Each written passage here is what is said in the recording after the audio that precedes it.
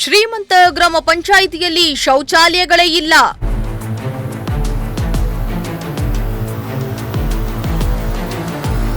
ಪಂಚಾಯಿತಿ ವಿರುದ್ಧ ಪ್ರತಿಭಟನೆಗಿಳಿದ ಮಹಿಳೆಯರು.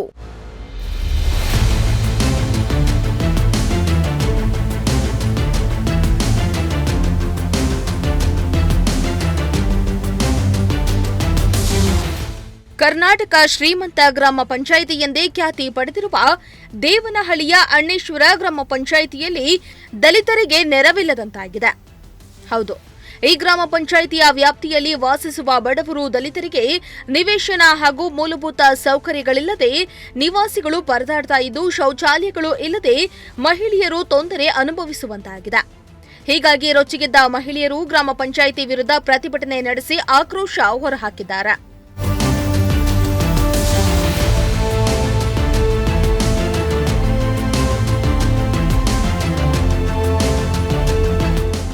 ಹೌದು, ಹೇಳಿಕೊಳ್ಳುವುದಕ್ಕೆ ಇದು ಅಂತಾರಾಷ್ಟ್ರೀಯ ವಿಮಾನ ನಿಲ್ದಾಣದ ಪಕ್ಕದಲ್ಲೇ ಇರೋ ಗ್ರಾಮ. ಆದರೆ ಕುಗ್ರಾಮಗಿಂತಲೂ ಕಡಿಯಾಗಿದೆ ಈ ಗ್ರಾಮ ಪಂಚಾಯಿತಿಯ ಪರಿಸ್ಥಿತಿ. ಈ ಗ್ರಾಮದ ಅದೆಷ್ಟೋ ಕುಟುಂಬಗಳಿಗೆ ನಿವೇಶನವಿಲ್ಲ, ಮನೆ ಇಲ್ಲ, ಕೇಳಿದ್ರೆ ಕೊಡ್ತೀವಂತ ಹೇಳ್ತಾರೆ. ಆದರೆ ಕೊಡುವವರು ಯಾರು ಎಂಬುದು ಯಕ್ಷ ಪ್ರಶ್ನೆಯಾಗಿದೆ.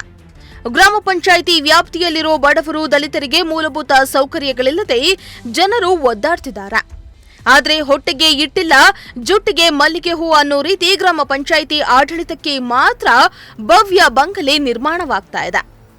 ಈಗ ನಾವು ಹೆಂಗಸರೆಲ್ಲ ಏನಕ್ಕೆ ಈಗ ಮನೆಯಿಂದ ಆಚೆ ಬಂದಿದ್ದೀವಿ ಅಂತಂದರೆ, ಇಷ್ಟು ವರ್ಷ 25 ವರ್ಷದಿಂದ ಇಲ್ಲಿ ಗುಡಿಸ್ಲಾಕೊಂಡು ಮಳೆಯಲ್ಲಿ ಬಿಸಿಲಲ್ಲಿ ನೆಂದ್ಕೊಂಡು ಮಕ್ಕಳನ್ನ ಹಾಕ್ಕೊಂಡು ಇದ್ದಾರೆ. ಈಗ ರೊಚ್ಚಿಗೆದ್ದಿದ್ದಾರೆ ಎಲ್ಲ ಮಹಿಳೆಯರು. ಇಷ್ಟು ದಿನ ಪ್ರಮಾಣ ಮಾಡಿದ್ದಾರೆ, ಎಲ್ಲ ನಿಮ್ಗೆ ಪತ್ರಗಳು ಮಾಡಿಸ್ಕೊಡ್ತೀವಮ್ಮ, ಎಲೆಕ್ಷನ್ ಟೈಮ್ ಬಂದಾಗೆಲ್ಲನೂ ದೇವ್ರ ಸತ್ಯವಾಗ್ಲೂ ನಿಮ್ಗೆ ಈ ಪತ್ರಗಳು ಮಾಡಿಸ್ಕೊಡ್ತೀವಿ, ಇಲ್ಲ ಆಗಲ್ಲ ಅಂತಂದ್ರೂ ಬೇರೆ ಕಡೆ ಜಮೀನು ತೆಗೆದು ನಿಮ್ಗೆ ಸೈಟ್ಗಳು ಮಾಡಿ ಕೊಡ್ತೀವಿ ಅಂತ ಹೇಳಿದ್ದಾರೆ. ಆ ಪ್ರಮಾಣಗಳೆಲ್ಲ ಸುಳ್ಳು ಅಂತ ಆಯಿತು ನಮಗೆ. ಈಗ ಇದು ಜಾಗ ಖಾಲಿ ಮಾಡಬೇಕು ಅಂತಂದರೆ ನಾವೆಲ್ಲೋ ಜಾಗ ಮಾಡ್ಕೋಬೇಕು. ನಮ್ಗೆ ಜಮೀನುಗಳಿದೆಯಾ? ಜಮೀನಲ್ಲಿ ಮನೆ ಕಟ್ಕೊಳೋದಕ್ಕೆ ಇಲ್ಲ. ಕೆಲವ್ರು ಜಮೀನೆಲ್ಲ ಏರ್ಪೋರ್ಟ್ಗೆ ಹೊಟ್ಟೋಗಿದೆ. ಏರ್ಪೋರ್ಟ್ಗೆ ಹೋಗಿರೋ ಜಮೀನುಗಳೆಲ್ಲ ಇವಾಗ ನಮ್ಗೆ ರಿಟರ್ನ್ ಕೊಡಿಸ್ತಾರಾ? ಇಲ್ವಲ್ಲ, ಅದು ಆಗೋದಿಲ್ವಲ್ಲ. ಈಗ ಸರ್ಕಾರದಲ್ಲಿ ದುಡ್ಡಿದೆ, ನಮ್ಮ ಪಂಚಾಯತಿಯಲ್ಲಿ ದುಡ್ಡಿದೆ. ಎಲ್ಲಿ ಜಾಗ ಇದೆಯೋ, ಎಲ್ಲಿ ಸರ್ಕಾರದ ಜಾಗ ಇದೆಯೋ ಅಲ್ಲಿ ನೀವು ಪ್ಲಾನ್ ಮಾಡ್ಕೊಂಡು ಎಷ್ಟು ಮನೆಗಳಲ್ಲಿ 2-3 ಸಂಸಾರ ಇದ್ದಾರೆ, ಎಷ್ಟು ಮನೆಗಳಲ್ಲಿ ಖಾಲಿ ಸೈಟ್ಗಳಿದಾವೆ ಅಂತ ಅಂದ್ಬಿಟ್ಟು ನೋಡಿ ಯೋಚನೆ ಮಾಡಿ ಎಲ್ಲ ಒಂದ್ ಕಡೆ ಜಾಗ ಕೊಂಡ್ಕೊಂಡು ನಮ್ಗೆ ಮಾಡಿಸ್ಕೊಡಿ. ಅದು ಆಗಿಲ್ಲ ಪಂಚಾಯತಿ ಕಡೆ ಅಂತಂದ್ರೆ ನಾವು ಓಟ್ಗಳು ಹಾಕಿ ನಿಮ್ ಸುಮ್ನೆ ಗೆಲ್ಸೋದು ಇನ್ನೇನಕ್ಕೆ? ನಮ್ಗೆ ಪಂಚಾಯತಿಯಲ್ಲಿ ನಾವು ಬಂದು ಬುಕ್ ನೋಡ್ತೀವ, ನೀವ್ ಎಷ್ಟು ಖರ್ಚು ಮಾಡ್ತಾ ಇದ್ದೀರಾ ಅಂತ ನೋಡ್ತೀವ ನಾವು? ಇಲ್ವಲ್ಲ, ನೀವೇನ್ ಕೊಟ್ರೆ ಅದು ತಗೊಂತಾ ಇದೀವಿ, ನೀವೇನ್ ಮಾಡಿದ್ರೆ ಅದ್ ಮಾಡ್ತೀರಿ. ಎಷ್ಟು ಅವರ್ ನೀರ್ ಬಿಡ್ತಾರೆ ಅಷ್ಟು ಅವರ್ ನಾವ್ ಇಡ್ಸ್ಕೊಂತೀರಿ. ಅದು ಬಿಟ್ಟು ನಿಮ್ ಮೇಲೆ ಏನಾದ್ರು ದೌರ್ಜನ್ಯ ಮಾಡ್ತಾ ಇದೀವ? ಇಲ್ವಲ್ಲ. ಇಷ್ಟು ಮಾಡಿನೂ ನಾವ್ ಇಷ್ಟು ಸೈಲೆಂಟ್ ಆಗಿದ್ರು ನೀವು ನಮ್ ಕೇಳಿದ್ರೆ ನಮ್ಗೆ ಯಾಕೆ ಕೊಡಿಸ್ತಾ ಇಲ್ಲ? ಇಷ್ಟು ವರ್ಷ ಕಾದಿದ್ದೀವಲ್ವಾ? ಇಷ್ಟು ವರ್ಷ ಬೇಕಾ ಸರ್ ಒಂದ್ ಕಡೆ ಸ್ಥಳ ಕೊಂಡ್ಕೊಂಡು ಸೈಟ್ಗಳು ಮಾಡಿಸ್ಕೊಡೋದಿಕ್ಕೆ? ಬೇಡ, ನಾವ್ ಎಲೆಕ್ಷನ್ ಬಂದಾಗೆಲ್ಲ ಹೇಳ್ತೀರಿ ಸರ್ ನಮ್ ದುಡ್ಡು ಕಾಸು ಕೊಡ್ಬೇಡಿ, ನೀವು ನಮ್ ಮನೆ ಮಠ ಮಾಡ್ಕೊಡಿ, ಇಲ್ಲ ಇರೋ ಜಾಗಕ್ಕೆ ನಮ್ ಪತ್ರಗಳು ಮಾಡ್ಕೊಡಿ ಅಂತ. ಎಷ್ಟೋ ಜನಕ್ಕೆ ಈ ಖಾತೆಗಳಿಲ್ಲ. ಈಗ ಇರೋ ಜಾಗಕ್ಕೆ ಒಂದು ಪತ್ರ, ಒಂದು ಡಾಕ್ಯುಮೆಂಟ್ಸ್ ಏನೂ ಇಲ್ಲ. ಅವ್ರು ಯಾವಾಗ ಬಂದು ಓಡಿಸ್ಬೋದು, ನಾವು ಓಡೋಗ್ಬೇಕು. ಎಲ್ಲಿ ಯಾವ ಊರ್ಗಂತ ಹೋಗೋಣ? ಇದೇ ಇಂಟರ್ನ್ಯಾಷನಲ್ ಊರಲ್ಲೇ ಓಡಿಸ್ಬಿಟ್ರೆ ನಾವ್ ಇನ್ಯಾವ ನ್ಯಾಷನಲ್ ಊರ್ಗೆ ಹೋಗ್ಬೇಕು ನಾವು? ಅದಕ್ಕೆ ನಾವು ಸುಮ್ಮನೆ ಕಾದು ಸೈಲೆಂಟ್ ಆಗಿದ್ದು ಇದ್ದಷ್ಟನ್ನು ನಮ್ಮ ಕೈಯಲ್ಲಿ ಆಗಲ್ಲ ಅಂತ ಅಂದ್ಬಿಟ್ಟು ಈಗ ಎಲ್ಲ ಮಹಿಳೆಯರು ರೊಚ್ಚಿಗೆದ್ದಿದ್ದಾರೆ. ಎಲ್ಲಿವರೆಗೂ ಹೋಗುತ್ತೋ ಹೋಗ್ಲಿ, ನಮ್ಮ ಹೋರಾಟ ಜಮೀನ್ ಪತ್ರಗಳು ಆಗೋವರೆಗೂ ಬಿಡಲ್ಲ. ನಮ್ಮೂರಲ್ಲಿ ಒಂದೊಳ್ಳೆ ಅಂಬೇಡ್ಕರ್ ಭವನ ಇಲ್ಲ. ಚುನಾವಣೆ ಬಂದಾಗ ಮತಕ್ಕೆ ಬೆಲೆ ಕಟ್ತಾರೆ, ನಮ್ಮನ್ನ ವಂಚನೆಯ ಹಾದಿಗೆ ದೂಡ್ತಾರೆ. ನಮಗೆ ಸ್ನಾನ ಮಾಡೋದಕ್ಕೂ ಒಂದು ಸೂರಿಲ್ಲ, ನಿತ್ಯ ಕರ್ಮ ಮಾಡೋದಕ್ಕೂ ಜಾಗವಿಲ್ಲ. ವಿಮಾನ ನಿಲ್ದಾಣ ಕಾಂಪೌಂಡ್ನಲ್ಲಿ ಕಾಮಗಾರಿಗಳು ನಡೀತಾ ಇರೋದ್ರಿಂದ ಅಲ್ಲಿಯೂ ಜಾಗವಿಲ್ಲದೆ ಪರದಾಡುವಂತಾಗಿದೆ ಅಂತ ಸ್ಥಳೀಯರು ಆಕ್ರೋಶವನ್ನ ಹೊರಹಾಕಿದ್ದಾರೆ. ಇದು ಬಚ್ಚಲ್ ಮನೆ ಇಲ್ಲ, ಬಾತ್ರೂಮ್ ಇಲ್ಲ, ಏನಿಲ್ಲ. ಈ ಬಾಡಿಗೆ ಮನೆಯಲ್ಲಿ ಇದ್ದೀನಿ.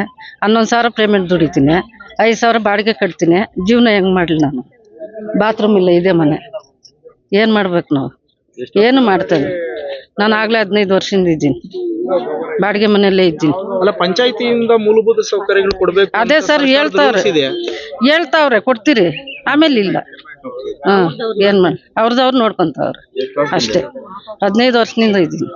15 ವರ್ಷದಿಂದ ನಿಮ್ಗೆ ಬಾಡಿಗೆ ಇಲ್ಲ ಸರ್, ಇಲ್ಲ ಸರ್.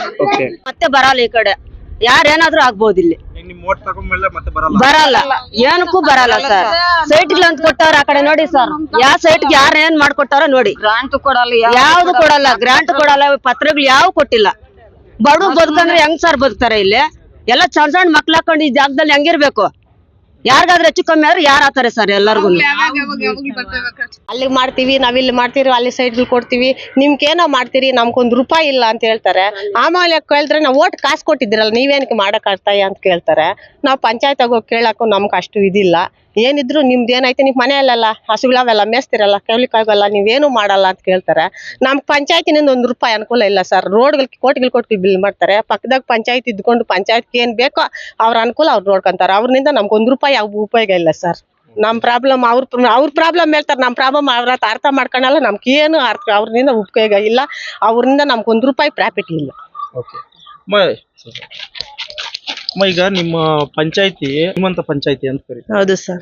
ತಿಳ್ಕೊಳ್ತಾ ಇರಿ. ಅದೇ ಸರ್, ನೋಡಿ ಸರ್, ಬಾಡಿಗೆ ಮನೆಗಳಿರೋರು ಬಾಡಿಗೆ ಮನೆಗಳೆಲ್ಲ ಇದ್ದೀರಿ, ಒಂದೊಂದ್ ಮನೇಲಿ 2, 3 ಹಂಗಿದ್ದೀರಿ ಸರ್. ಏನ್ ಸೌಲಭ್ಯನೂ ಇಲ್ಲ ಸರ್ ಪಂಚಾಯತಿಯಿಂದ.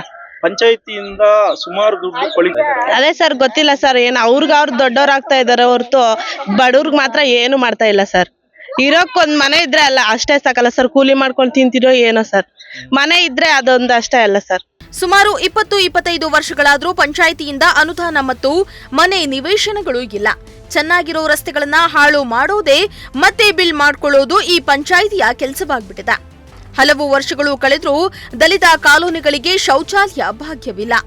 ಹಲವು ಬಾರಿ ಗ್ರಾಮ ಪಂಚಾಯಿತಿಗೆ ದೂರು ಕೊಟ್ಟರೂ ಯಾವುದೇ ಪ್ರಯೋಜನವಾಗ್ತಾ ಇಲ್ಲ.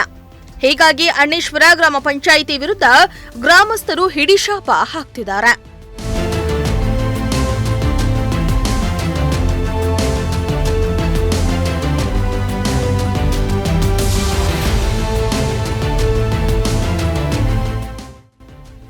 ಮೋಹನ್ ಕುಮಾರ್, ಪ್ರಜಾಶಕ್ತಿ ಟಿವಿ, ಚಿಕ್ಕಬಳ್ಳಾಪುರ.